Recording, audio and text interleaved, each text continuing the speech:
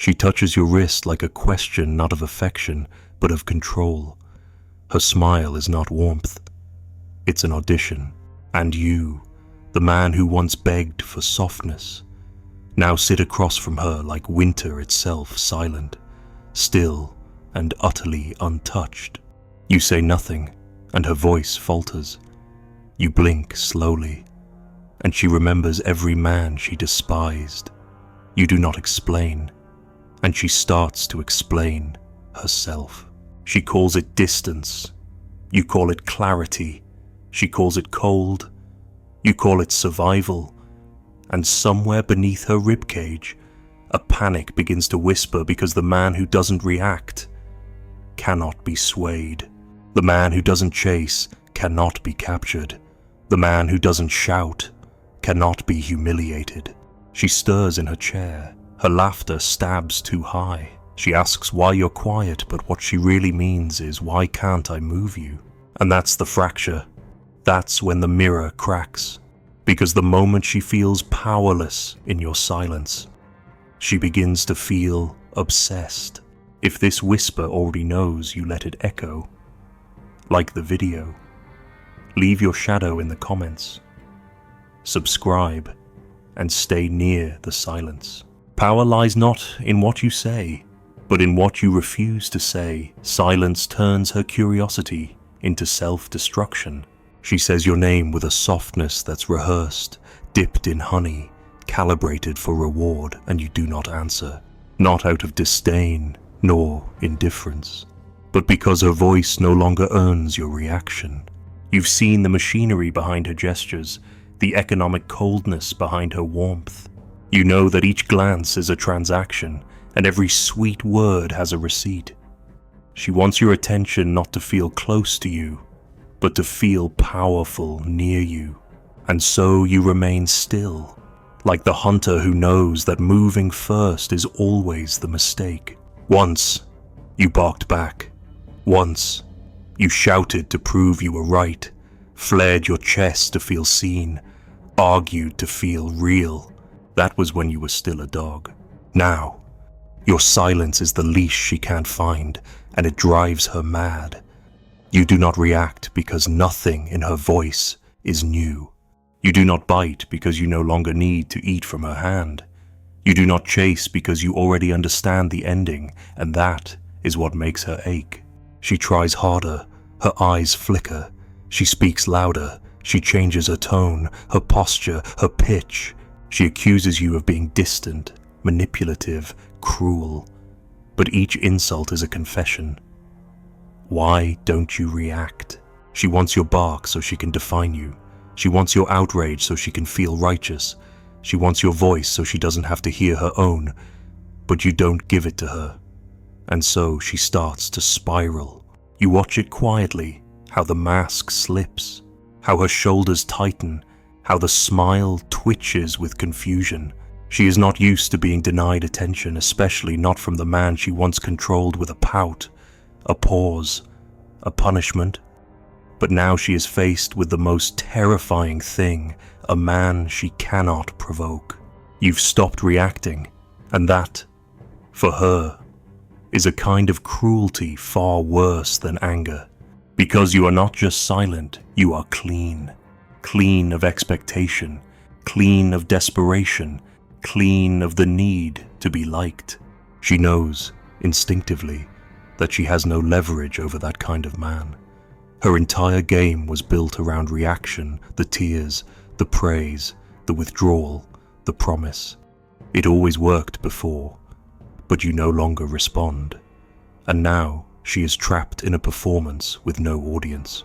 She will accuse you of being heartless. She will test you with confessions, flattery, sudden bursts of vulnerability. She'll say she needs you, that she misses your presence, that she never meant to push you away. But it is not love that moves her lips. It is panic. Panic at the realization that your silence does not mean waiting. It means departure, not physically, but psychically. You are no longer where she left you, and that threatens the architecture of her control. Still, you do not explain, you do not comfort. You do not clarify. You do not bark.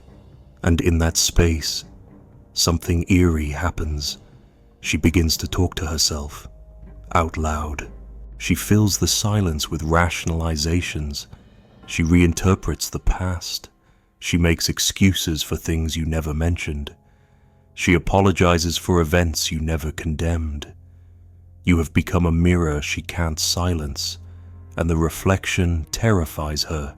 This is not about cruelty. You do not punish. You do not torture. You simply do not dance. And that alone breaks her rhythm. It's the quiet dogs that women fear most, not because they're dangerous, but because they are free. They see without begging to be seen. They feel without needing to be felt. They are not cold, they are unchained. And when you refuse to bark, she starts to bark for both of you. Your silence becomes her echo chamber. Every word she speaks feels like a pebble thrown into a well with no bottom. She can't hear herself in you, and that absence becomes unbearable. You do not say I'm fine. You do not say I'm hurt. You say nothing, and now she must guess. Guessing turns to imagining. Imagining turns to spiraling. Spiraling turns to confession. And now her power has shifted. Because she no longer controls the conversation. She is the conversation. And you remain that haunting absence she cannot decode. Not because you're playing a game, but because you stopped playing long ago. You are the dog that doesn't bark, the man who doesn't flinch, the mirror that reflects nothing until she sees herself alone. And in the end, what breaks her is not your silence. It is her own noise. She will leave the room not knowing if she won or lost. She will walk away wondering if you ever cared, or cared too much. She will ask herself why your silence hurts more than anyone else's anger. And she will check her phone again and again and again. Because once a woman hears a silence that reveals her, she cannot unhear it. So you sit, still, cold, free. You let her unravel herself with questions, and you remain the man who said everything, by saying nothing. Let the dogs bark. You're already gone. She cannot seduce what does not need her, and the absence of your need drives her deeper into her own illusions. She once looked into your eyes and saw herself the beautiful version, the desired one, the center of gravity. You were a mirror then, polished by longing, tilted by need. She posed, and you admired. She spoke, and you listened like a man dying of thirst. Your gaze made her real, your hunger made her holy, and so she gave you just enough, a smile, a promise, the warmth of a maybe to keep you suspended between devotion and doubt. That was the pact. You gave her reflection, and she gave you hope. She fed on being seen. You starved while watching. But now you are no longer glass. You do not bend your shape to match her beauty. You do not shimmer when she enters.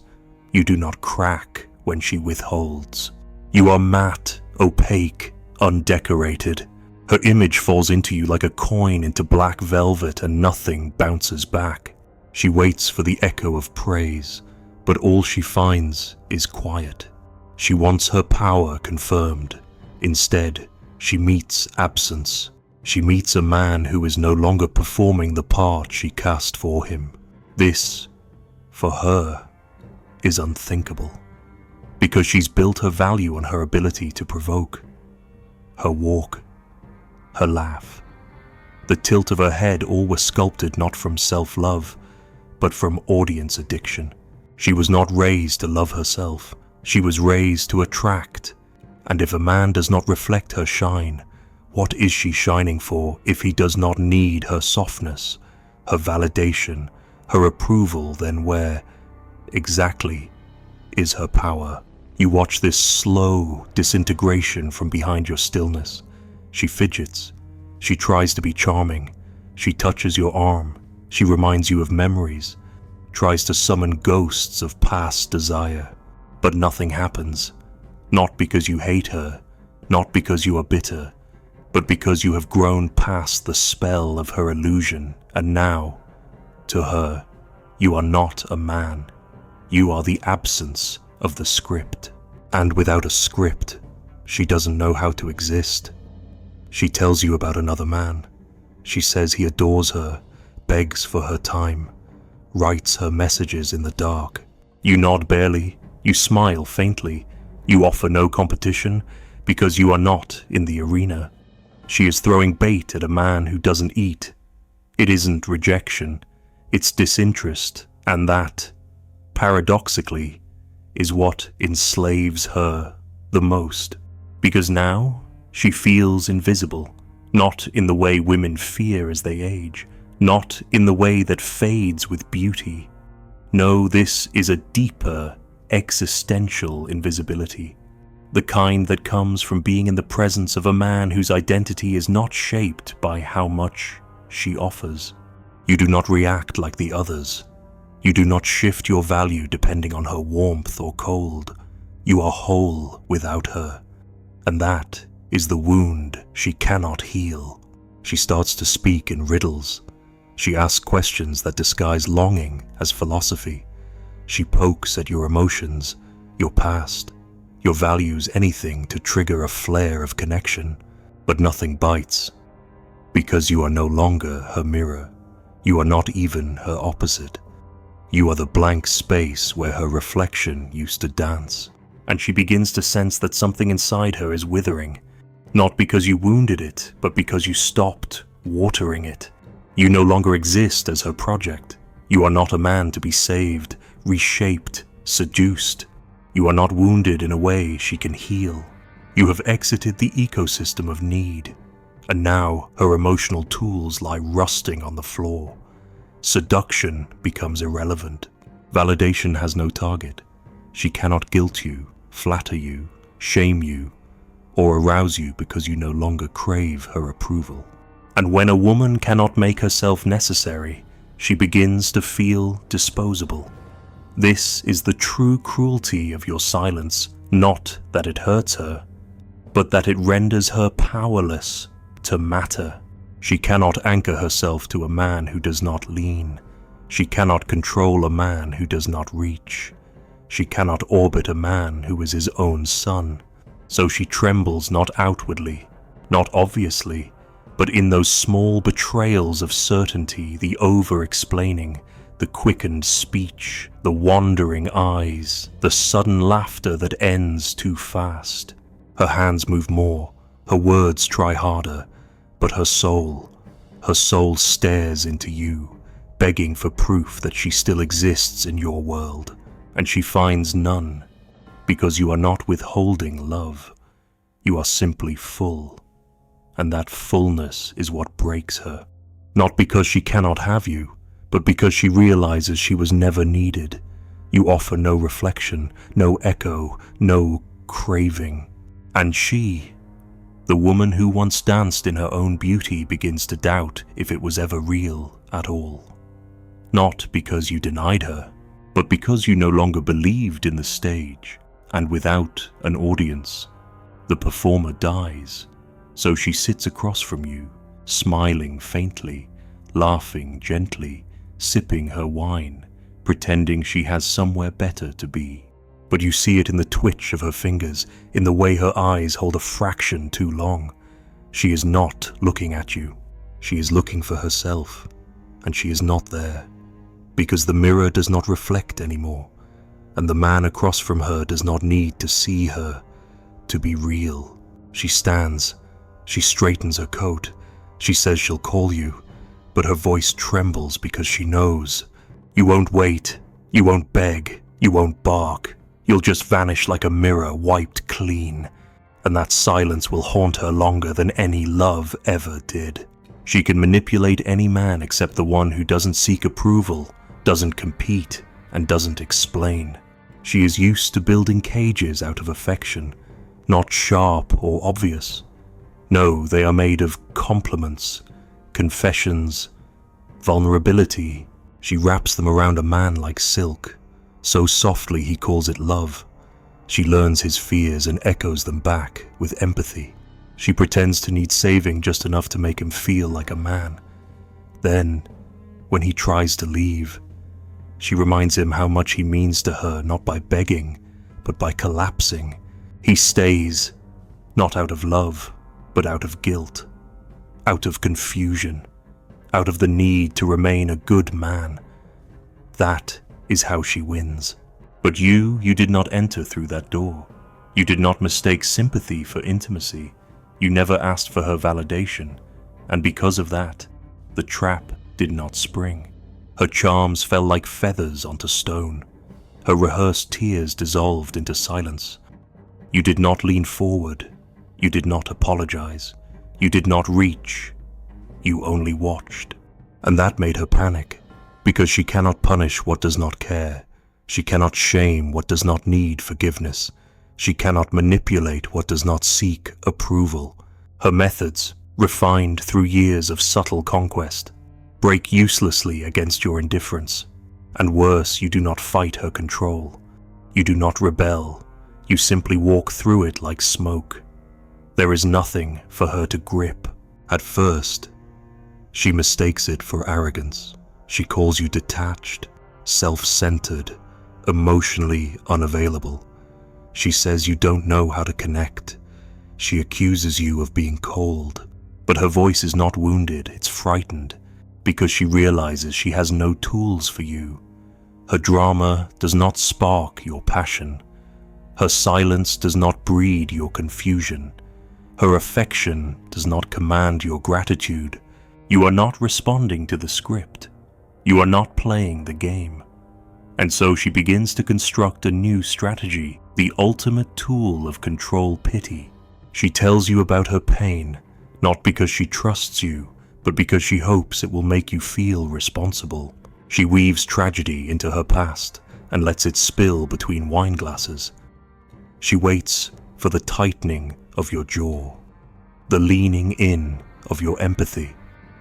And when you do not offer to fix her, she trembles. Because your lack of reaction means you are not volunteering for the role. You are not the savior. You are not the solution. You are not entering the cage, no matter how elegantly it's decorated. And that is when she begins to hate you. Not because you hurt her, but because you see her. You see the mechanisms, the levers, the switches. You see how affection is traded like currency. You see how compliments come with contracts.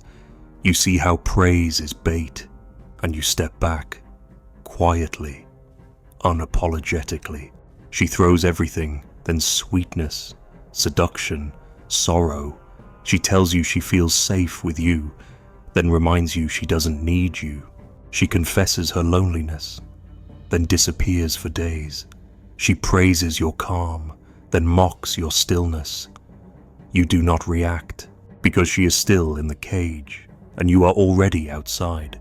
She tries to draw you in by sparking competition, mentions other men, exaggerates their attention, leaves subtle marks for you to find a text, a scent, a delay. She wants to provoke jealousy, but you do not play that game, because you are not measuring your worth by her proximity. You are not trying to win her. You are not playing to prove. You are not playing at all. And this, to her, is the worst betrayal, that you do not fight for her because you were never under her power to begin with. She tries then to accuse you. She calls your stillness a mask, your silence a weapon, your calmness a manipulation. She says you are emotionally dead, but even in her voice, there is no conviction, because she knows it is not you who is lying. It is the cage. She built it. She painted it with intimacy and sacrifice. She set the rules, and now you refuse to live inside it. She cannot understand how a man can be kind and still unyielding, how a man can listen without becoming ensnared, how a man can enjoy her company without needing it, how a man can see her truly see her and still walk away without punishment or rage. Because she is not used to men who don't want to win her. She is not used to freedom either in herself or in others. And that is what makes you different. You did not fight for control. You were simply never controlled. You held the door open and never walked through. You saw the chain and never tugged it. You recognized the rules and smiled and then declined to play. She cannot forgive that, because it means your identity was never hers to shape. And if you are real, if your indifference is not an act, then it means she was never powerful, not truly, just skillful at exploiting hunger. And you were never hungry. So she breaks, quietly, not in front of you, but later, in mirrors, in questions, in the silence of her own mind. She may pretend not to care. She may laugh with friends. She may move on with someone easier to break. But a part of her, the part that builds cages, will always remember you. The man she couldn't convince. The man who did not fight. The man who did not kneel. You will become her phantom, not for the words you said, but for the freedom you never surrendered. And when she meets men who argue, men who chase, men who explain, she will feel comfort, but not awe. She will never tell them about you, but you will haunt them all the same, because you were the man who could not be moved, the one who saw the cage and smiled at the glass. There will come a night long after she has left your orbit when a man touches her shoulder, and she does not flinch, not because she trusts him, but because he is soft, and soft men are safe. He will tell her she's beautiful. He will mean it. He will ask for nothing she does not offer, and in his presence she will feel adored, but never afraid. She will smile. She will pretend. She will perform love like she once did so easily. But in the quiet moments when he looks away, when the room dims, when his voice does not hold weight, she will feel something hollow ring in her chest. She will search for the tension, the dread, the bite, and she will find nothing. It is then that she will remember you, not as a face, not even as a man, but as a force, the stillness that never bent, the gaze that did not plead, the silence that showed her in brutal clarity that she had never been loved by someone who could not be manipulated. You will live in the space between her laughter and her hunger. You will return in dreams that leave her chest tight and eyes dry, not because she misses you, but because she never touched you. And the human mind can endure many losses, but not the memory of a freedom it failed to possess. She will live, she will be loved, but beneath the comfort, beneath the performance, beneath the carefully restored cage, she will ache for something she never understood and therefore could never destroy. The man who didn't need her, the man who didn't speak, the man who didn't break, the man who simply walked and vanished without leaving a door open. Not cold, not cruel, just free, and the silence will still be breathing.